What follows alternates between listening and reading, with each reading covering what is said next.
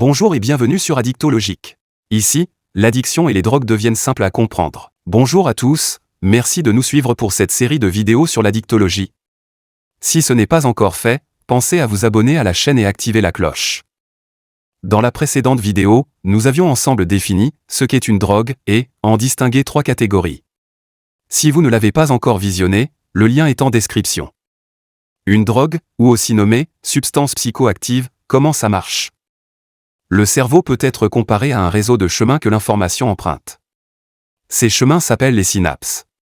Les messagers qui transportent l'information d'une synapse à une autre sont les neurotransmetteurs. Les substances psychoactives vont modifier ou provoquer une modification du cheminement de l'information. On peut les comparer à un piratage du système. Au final, la vitesse, l'intensité ou la nature du message nerveux est modifiée. Intéressons-nous un peu à la MDMA. Dans notre cerveau, il y a un neurotransmetteur responsable de notre humeur, la sérotonine. C'est elle, notamment, qui est en cause dans la dépression. Dans le cerveau, il y a une citerne à sérotonine. La MDMA pirate le système. Elle donne l'information au cerveau de libérer l'ensemble du stock de sérotonine. Cette vague de sérotonine provoque bonne humeur et euphorie. Faisons une petite expérience.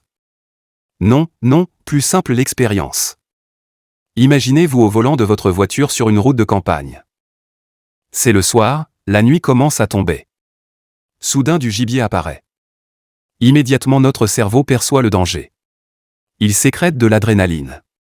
L'adrénaline nous donne l'impression d'une hyperacuité, que le temps ralentit. Elle nous donne les capacités pour réagir. Certaines drogues proviennent de l'extérieur de l'organisme. Elles sont appelées drogues exogènes. Comme la MDMA. Il existe aussi des substances produites naturellement par le corps. Elles sont dites endogènes. Comme l'adrénaline. Cela explique que certains comportements puissent être addictogènes, car ils modifient l'équilibre de nos drogues endogènes. Comme avec l'exemple du gibier sur le bord de la route. Ces substances et ces comportements ont la particularité de modifier le fonctionnement du cerveau de manière intense et instantanée.